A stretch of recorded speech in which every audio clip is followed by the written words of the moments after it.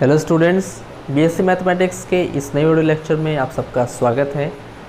अभी तक हमने मैट्रिक्स के लगभग सारे टॉपिक को कवर कर लिया है और ये जो टॉपिक होने वाला है ये आपके मैट्रिक्स का लास्ट टॉपिक है। और हमारा जो टॉपिक आज का है दैट इज़ डायगोनलाइजेशन ऑफ मैट्रिक्सेस, कि हम किसी मैट्रिक्स को डायगोनलाइजेबल कब कह सकते हैं, उसकी कंडीशन क्या होती है, इसका वर्किंग रूल क्या होता है कि कैसे हम लोग किसी मैट्रिक्स को दिखा सकते हैं कि वो डायगोनलाइजेबल होता है या फिर नहीं होता है।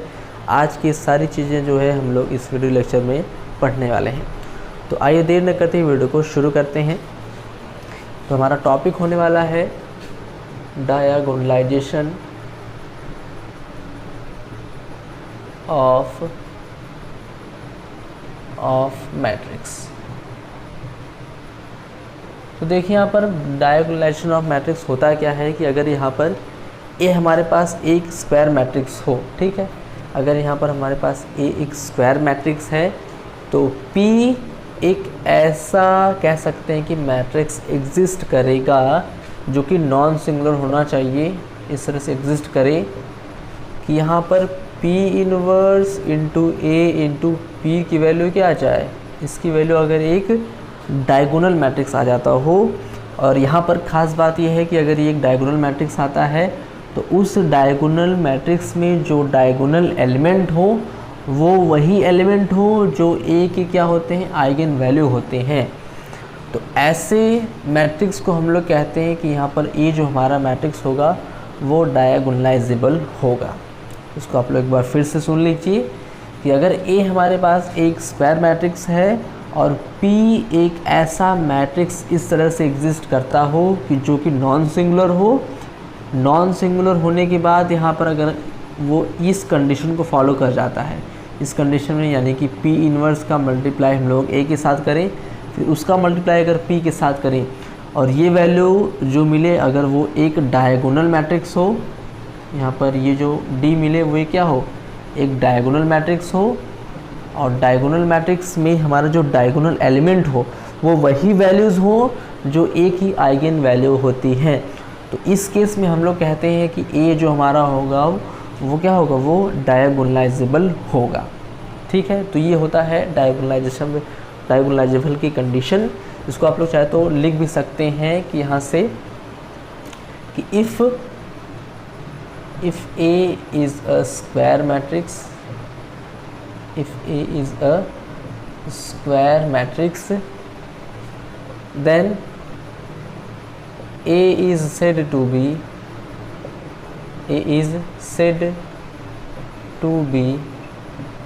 diagonalizable if there exist a non-singular matrix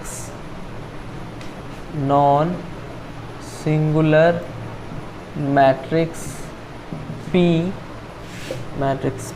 such that P inverse into A into P is equal to D, जहाँ पे D क्या होगा, D एक डायगोनल मैट्रिक्स होगा।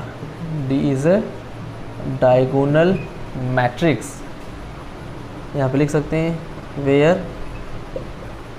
D is a diagonal matrix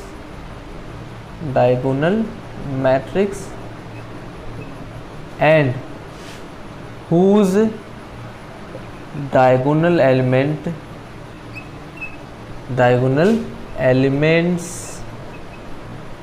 are the eigen values of ए।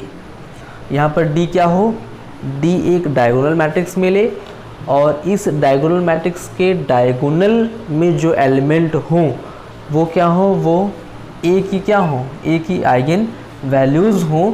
तो इस condition में हम लोग कहते हैं कि ए क्या होगा, ए एक कह सकते हैं कि ए जो है डायगोनलाइजेबल होगा। ठीक है, तो ये होती है हमारी इसकी जो है कंडीशन। अब आइए देख लेते हैं कि इसका वर्किंग रूल क्या होता है, कैसे हम लोग किसी मैट्रिक्स को प्रूफ करेंगे कि वो डायगोनलाइजेबल होता है या फिर नहीं, और यहाँ पर P हमारा जो है मैट्रिक्स एक्चुअली होता क्या है। तो देखिए यहाँ पर कि सबसे पहले हम यहाँ पर ए हमारा जो मैट्रिक्स दिया होगा इसका हम लोग लेते हैं कैरेक्टरिस्टिक्स इक्वेशन, यानी कि A minus lambda I is equal to 0। सबसे पहले हम ए मैट्रिक्स का बनाते हैं कैरेक्टरिस्टिक इक्वेशन, ये हमारा वर्किंग रूल है।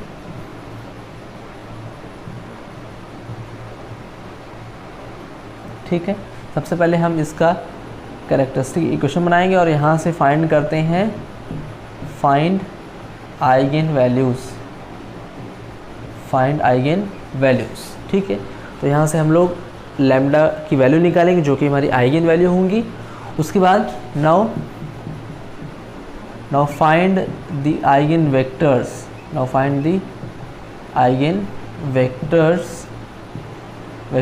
Corresponding to each eigen values. फिर वहाँ पे हर एक आइगन वैल्यू के करस्पॉन्डिंग हम लोग क्या निकालेंगे, आइगन वेक्टर निकालेंगे। मान लेते हैं कि आइगन वेक्टर हमारे होते हैं x1, x2 और x3। मान लेते हैं अगर यहाँ पर ए जो मैट्रिक्स है अगर वो 3x3 ऑर्डर का है और 3 आइगन वैल्यूज़ मिली हैं और तीनों आइगन वैल्यू के करस्पॉन्डिंग जो आइगन वेक्टर आ गए हैं वो x1, x2, x3 हैं। तो यहाँ पर अगर इन तीनों ही कह सकते हैं कि तीनों ही आइगन वेक्टर को अगर हम लोग एक पहले वाले को फर्स्ट कॉलम में, दूसरे वाले को सेकंड कॉलम में और तीसरे वाले को थर्ड कॉलम में लिख लें इस तरह से कि x1, x2 एंड x3 और इसको लेकर के एक मैट्रिक्स बना दें, तो इसी मैट्रिक्स को हम लोग कहते हैं P। यानी यहाँ पे P क्या होता है, P भी एक मैट्रिक्स ही होता है जो कि 3x3 ऑर्डर का ही होगा।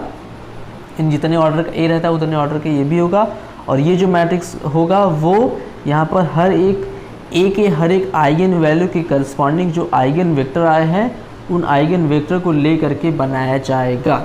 उसके बाद उसके बाद क्या करते हैं हम लोग, नाउ फाइंड P इनवर्स। उसके बाद हम लोग P इनवर्स निकालते हैं और P इनवर्स निकालने के लिए कई सारी कंडीशन होती है। अब आप लोग चाहे तो यहाँ से कैले हैमिल्टन थ्योरम का यूज़ करके P इनवर्स निकाल सकते हैं या फिर adjoint upon determinant of A से भी इसका इनवर्स निकाल सकते हैं। आपकी मर्जी, आप जो है कोई भी जो है फार्मूला यूज़ कर सकते हैं P इनवर्स फाइंड करने के लिए। उसके बाद P इनवर्स निकालने के बाद क्या करते हैं कि उसके बाद हम लोग एक्सप्रेशन सॉल्व करते हैं P inverse into A into P। यानी P इनवर्स भी एक मैट्रिक्स होगा, A भी एक मैट्रिक्स होगा और P भी एक मैट्रिक्स होगा। तो अगर इसको सॉल्व करने पर क्या मिलेगा, एक डायगोनल मैट्रिक्स मिल जाए। ठीक है, यहाँ पर अगर सॉल्व करने पर हमको एक डायगोनल मैट्रिक्स मिल जाए और इस डायगोनल मैट्रिक्स के कह सकते हैं कि डायगोनल में जो एलिमेंट हो वो यहाँ पर इस A की क्या हो, A की आइगन वैल्यूज़ हों, तो उस केस में हम लोग क्या कहेंगे कि हम लोग यहाँ पे कहेंगे कि A इज़ डायगोनलाइजेबल। A हमारा जो होगा वो क्या होगा, वो डायगोनलाइजेबल होगा। तो ये होता है इसका वर्किंग प्रोसीजर पूरा। सबसे पहले हम लोग ए मैट्रिक्स लेंगे, ए मैट्रिक्स से करस्पॉन्डिंग आइगन वैल्यूज़ निकालेंगे। आइगन वैल्यूज़ निकालने के बाद हर एक आइगन वैल्यू के करस्पॉन्ड आइगन वेक्टर निकालेंगे। मान लेते हैं कि आइगन वेक्टर अगर x1, x2, x3 आ रहे हैं तो इन आइगन वेक्टरों को अगर फर्स्ट कॉलम, सेकेंड कॉलम और थर्ड कॉलम में लिखने के बाद एक मैट्रिक्स बनाएं तो उस मैट्रिक्स को ही कहते हैं P और फिर उसका निकालते हैं P इनवर्स। P इनवर्स निकालने के बाद इस एक्सप्रेशन को सॉल्व करते हैं और अगर यही एक्सप्रेशन D के इक्वल आ जाता है तो हम यहाँ पे कहेंगे कि डायगोनल एलिमेंट ही डायगोनल मैट्रिक्स मिल जाए और डायगोनल मैट्रिक्स में जो डायगोनल एलिमेंट हो वो A की आइगन वैल्यूज़ ही हो, तो हम यहाँ पे कहेंगे कि A हमारा क्या होगा, A डायगोनलाइजेबल होगा। और अगर ऐसा नहीं होता है तो A डायगोनलाइजेबल नहीं होगा। और ये जरूरी नहीं कि हर एक मैट्रिक्स क्या हो, डायगोनलाइजेबल हो। इसके लिए देखिए यहाँ पर आपको ये चीज़ ध्यान देनी थोड़ा सा कि यहाँ पर ये जो x1, x2, x3 हैं ये लीनियरली इंडिपेंडेंट होने चाहिए। ये हमेशा क्या होना चाहिए, लीनियरली इंडिपेंडेंट होने चाहिए। ठीक है, लीनियरली इंडिपेंडेंट होने चाहिए। तो वैसे हम लोग नॉर्मली जो भी हम लोग जो मैट्रिक्स लेते हैं उस मैट्रिक्स की जो आइगन वैल्यूज़ निकालते हैं और उस आइगन वैल्यूज़ के करस्पॉन्डिंग जो आइगन वेक्टर निकालते हैं वो नॉर्मली लीनियरली इंडिपेंडेंट ही होते हैं। ठीक है, तो अब आइए एक एग्जांपल लेते हैं और उसके लिए देखते हैं कि क्या वो मैट्रिक्स जो है डायगोनलाइजेबल है या फिर नहीं। तो ये हमने एग्जांपल ले लिया है। अब यहाँ पर आपको अब यहाँ पर हम जो है क्या करते हैं, सबसे पहले बनाते हैं कैरेक्टरिस्टिक्स इक्वेशन, यानी कि determinant of A minus lambda I, और फिर उसको 0 के इक्वल करने के बाद यहाँ से लैम्डा की वैल्यू निकालते हैं। तो यहाँ पर देखते हैं कि लैम्डा की वैल्यू आती है, हम इसको डायरेक्ट बुक से लिख ले रहे हैं, ठीक है, आप लोग इसको सॉल्व कर लीजिएगा। लैम्डा की वैल्यू आती है 1 2 3, और इस लैम्डा की वैल्यू के करस्पॉन्डिंग यानी आइगन वैल्यू के करस्पॉन्डिंग हम लोग यहाँ पर आइगन वेक्टर को भी लिख लेते हैं, क्योंकि ये वर्किंग प्रोसीजर आप लोग पढ़ चुके पहले से ही है। तो यहाँ पर टाइम वेस्ट न करते हुए, क्योंकि यहाँ पर तीनों वैल्यू के करस्पॉन्डिंग आइगन वेक्टर निकालने में काफ़ी टाइम लग जाएगा, तो उसको आप लोग अपने से कर लीजिएगा। हम यहाँ पर डायरेक्ट जो है बुक से लिख लेते हैं कि यहाँ पर आइगन वेक्टर आई क्या है। तो 1 के करस्पॉन्डिंग हम लोग जो हमारा आइगन वेक्टर आएगा वो हमारा होगा यहाँ पर 4 3 2। उसके बाद 2 के करस्पॉन्डिंग जो आइगन वेक्टर आएगा वो हमारा हो जाएगा कह सकते हैं 2 के करस्पॉन्डिंग हमारा जो आइगन वेक्टर आया है वो यहाँ पर है, बुक में थोड़ा सा कन्फ्यूजन इसमें दिख रहा है। दूसरा हमारा आया है 3 2 1, और तीसरा हमारा जो आइगन वेक्टर आया है 3 के करस्पॉन्डिंग वो हमारा आया है 2 1 1। तो इसको आप लोग सॉल्व कर लीजिएगा। और ये ज़रूरी नहीं कि यहाँ पर जो आइगन वेक्टर हमने लिया है वही आइगन वेक्टर आपका भी आए, वहाँ पर वो डिपेंड करेगा कि उसमें जो सॉल्यूशन लिखा गया है वो लीनियरली वहाँ पे इंडिपेंडेंट यानी कि आर्बिट्रेरी कांस्टेंट के टर्म में लिखा गया है या फिर यूनिक सॉल्यूशन आया है। तो अगर यूनिक सॉल्यूशन होगा तो उस केस में जो आइगन वेक्टर होगा वो तो सेम ही होगा, लेकिन अगर वहाँ पर आर्बिट्रेरी कांस्टेंट के टर्म में लिखा होगा तो वो जरूरी नहीं कि यहाँ पर हमने जो आइगन वेक्टर लिया है वही आपका भी आए, लेकिन आंसर हमेशा सेम ही आने वाला है। आप लोग चाहे तो अपने वाले आइगन वेक्टर से सॉल्व करें या फिर इस आइगन वेक्टर के करस्पॉन्डिंग सॉल्व करेंगे, आंसर हमारा सेम हमेशा आने वाला है। आइगन वेक्टर को चेंज करने से वैल्यूज चेंज नहीं होने वाली है। तो अब यहाँ से हमने क्या किया कि हम पहले ए का बनाते हैं कैरेक्टरिस्टिक इक्वेशन और वहाँ से आइगन वैल्यूज़ निकालते हैं। आइगन वैल्यूज़ निकालने के बाद उसके करस्पॉन्डिंग हम लोग यहाँ पे आइगन वेक्टर भी निकाल लिए हैं, ठीक है। इसको आप लोग अपने से कर लीजिएगा। अब आइए सीधे हम लोग आते हैं अपने अगले स्टेप पर। तो सबसे पहले हम लोग क्या बनाते हैं, सबसे पहले हम लोग यहाँ पे बनाते हैं एक मैट्रिक्स P मैट्रिक्स हम लोग बनाते हैं, जो कि होगा किस तरह से, जो कि यहाँ पर इन सभी आइगन वेक्टर को लेकर के बनाया गया होगा, यानी कि 4 3 2, यहाँ पर हो जाएगा 3 2 1 और यहाँ पर हो जाएगा 2 1 1। तो ये आगे हमारा कह सकते हैं कि P। अब इसके बाद क्या करते हैं हम लोग, यहाँ से निकालते हैं P इन्वर्स की वैल्यू। तो P इन्वर्स निकालने के लिए हम लोग एडजॉइंट वाला फॉर्मूला यूज़ कर रहे हैं, ठीक है। तो वहाँ से सबसे पहले हमको चाहिए डिटर्मिनेंट ऑफ P की वैल्यू। तो डिटर्मिनेंट ऑफ P अगर हम लोग उसको सॉल्व करें तो यहाँ से इसके करस्पॉन्डिंग अगर ब्रेक कर दें तो 4 और यहाँ से हो जाएगा 2 1 जा 2 और -1 यानी 2 -1, इसके करस्पॉन्डिंग यहाँ -3 और इसको अगर लेते हैं तो यहाँ से हो जाएगा 3 1 जा 3 और 2 1 जा 2 यानी 3 -2 और लास्ट हमारा +2 के करस्पॉन्डिंग लेंगे तो 3 -4 और उसको सॉल्व करते हैं तो 4 यहाँ पे हो जाएगा, क्योंकि 2 - 1 1 यानी 4 और यहाँ पर हो जाएगा 1 यानी -3 और यहाँ हो जाएगा -1 यानी कि कह सकते हैं कि -2 और इसको अगर सॉल्व करेंगे तो वैल्यू आ जाएगी -1, यानी डिटर्मिनेंट ऑफ P आ गया है -1। सॉरी, आपको यहाँ पे नीचे दिखाई नहीं दे रहा है तो हम उसको यहाँ पे लिख लेते हैं कि वैल्यू आ जाएगी -1। तो डिटर्मिनेंट ऑफ P आ गया है यहाँ पर -1। अब हम लोग क्या करते हैं कि यहाँ पे फाइंड करते हैं P इन्वर्स। अब यहाँ से देखिए ज़रा एडजॉइंट ऑफ P क्या होगा।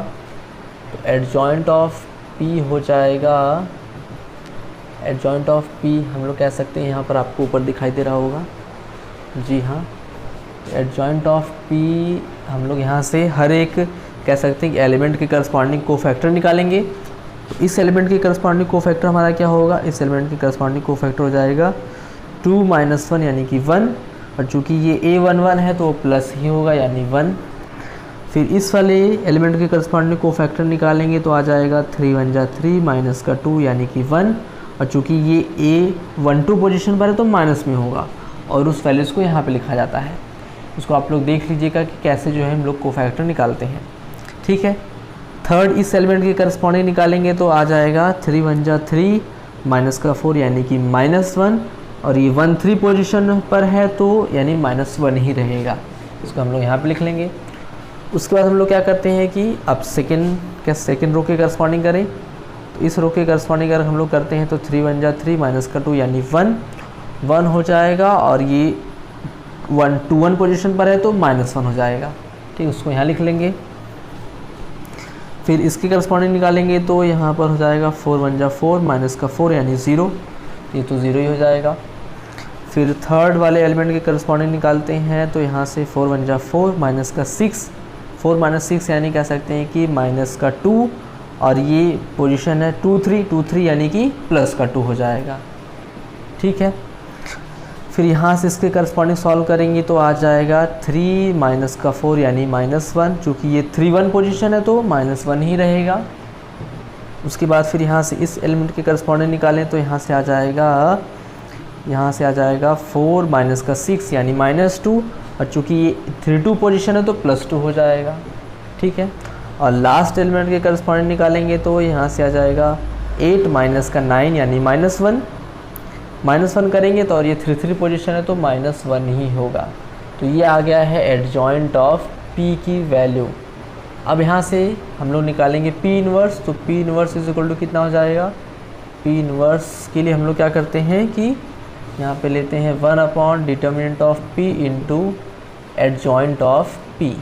ठीक है, एडजॉइंट ऑफ P, इसको अगर सॉल्व करेंगे तो 1 कह सकते हैं कि -1 यहाँ पर वैल्यू आई है, तो 1 और यहाँ पे इंटू कर देते हैं, या फिर सीधे हम लोग -1 का मल्टीप्लाई कर दें। ठीक है, तो -1 का मल्टीप्लाई कर देंगे तो हर एक एलिमेंट में ये हो जाएगा -1 1 1 1 0 -2 1 -2 एंड 1। तो ये आ गया है P इनवर्स की वैल्यू। नाउ अब क्या सॉल्व करते हैं, नाउ सॉल्व द एक्सप्रेशन। हम लोग सॉल्व करेंगे P inverse into A into P। Students, अभी तक आपने जो वीडियो देखा वो हमने कल रिकॉर्ड किया था, जबकि ये जो वीडियो रिकॉर्ड हो रहा है वो एक दिन बाद रिकॉर्ड हो रहा है, क्योंकि कल किसी कारणवश वीडियो को हमको रोकना पड़ा था। तो कल की वीडियो को हम आज यहाँ पर कंटिन्यू करने वाले हैं।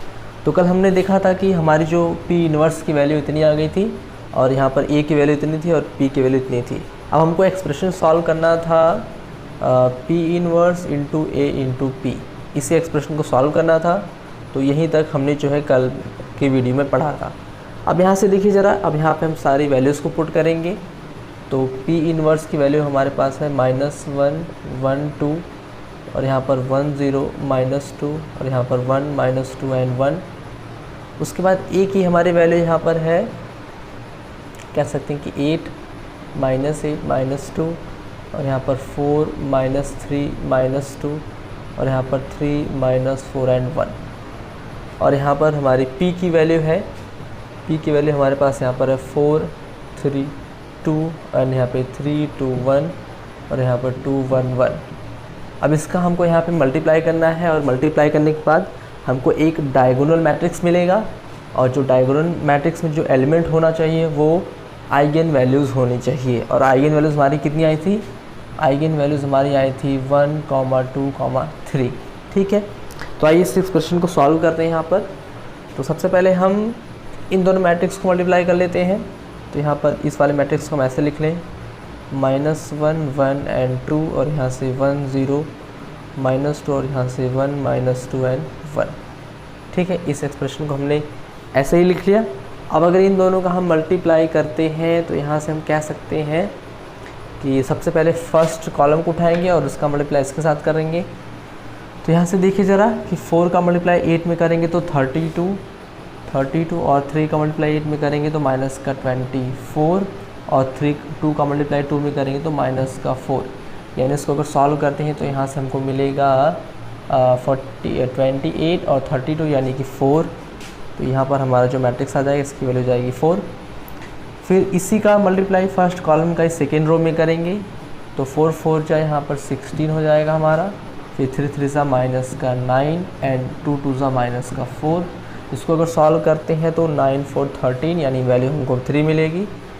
फिर फर्स्ट कॉलम को ही थर्ड रो के साथ मल्टीप्लाई करेंगे तो 4 3 ज़ा 12 और 3 4 जा माइनस का 12 और 2 1 ज़ा यहाँ पर 2, यानी इसकी वैल्यू आ जाएगी 2।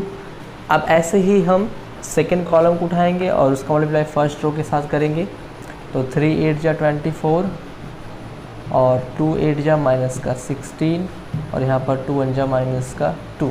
इसको अगर सॉल्व करेंगे तो वैल्यू आ जाएगी हमारी, यहाँ से कह सकते हैं कि 18 और 2 20, यानी कि 4 वैल्यू आ जाएगी। ठीक है, अब ऐसे ही सेकेंड का मल्टीप्लाई सेकेंड कॉलम का सेकेंड रो के साथ करेंगे तो 3 4 जा 12 यहाँ से, और 3 कह सकते हैं 2 3 जा माइनस 6 और यहाँ से हो जाएगा हमारा, तो इस पहले वाले में इसमें कुछ मिस्टेक हुई क्या है यहाँ पर देखिए ज़रा।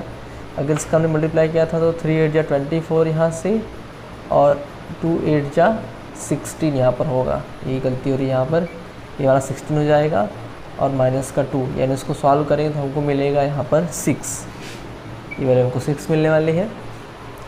हाँ देखिए ज़रा यहाँ पर कि अब इसी सेकेंड कॉलम को मल्टीप्लाई सेकेंड रो के साथ करेंगे तो 3 4 जा 12 और यहाँ से 2 और -3 यानी -6 और यहाँ से 1 2 जा -2, इसको अगर सॉल्व करें तो यहाँ से हमको मिलेगा 4। ऐसे ही हम लोग इस सेकेंड कॉलम का थर्ड में मल्टीप्लाई करेंगे तो 3 3 जा यहाँ से 9 और यहाँ से माइनस का 2 4 जा -8 और यहाँ से 1 1 जा 1, यानी इसकी वैल्यू आ जाएगी 2। ठीक है, अब ऐसे ही थर्ड वाले जो है हम कह सकते हैं कि थर्ड कॉलम का मल्टीप्लाई फर्स्ट रो के साथ करेंगे तो 2 8 जा 16 और 1 8 जा -8 और -2, यानी इसको सॉल्व करते हैं तो वैल्यू हमको मिलेगी 6। उसके बाद इसी कॉलम का मल्टीप्लाई सेकेंड रो के साथ करेंगे तो 2 4 जा 8 माइनस का 3 और माइनस का 2, यानी वैल्यू हो जाएगी यहाँ पर 3। और ऐसे ही मल्टीप्लाई करेंगे थर्ड रो के साथ तो 2 3 जा 6 और माइनस का 4 एंड प्लस का 1, इसको अगर सॉल्व करें तो वैल्यू हमारी हो जाएगी 3। अब इसका हमको मल्टीप्लाई करना है, कह सकते हैं कि इसके साथ, तो यहाँ पर देखिए ज़रा इसका मल्टीप्लाई अगर हम लोग करते हैं यहाँ पर, तो सबसे पहले तो इसका मल्टीप्लाई करेंगे तो 4 1 जा यहाँ पे कह सकते हैं कि माइनस का 4 और 3 1 जा प्लस का 3 और यहाँ से 2 2 जा प्लस का 4, और अगर इसको सॉल्व करते हैं तो यहाँ वैल्यू कितनी आ जाएगी, वैल्यू हमारी आ जाएगी 3।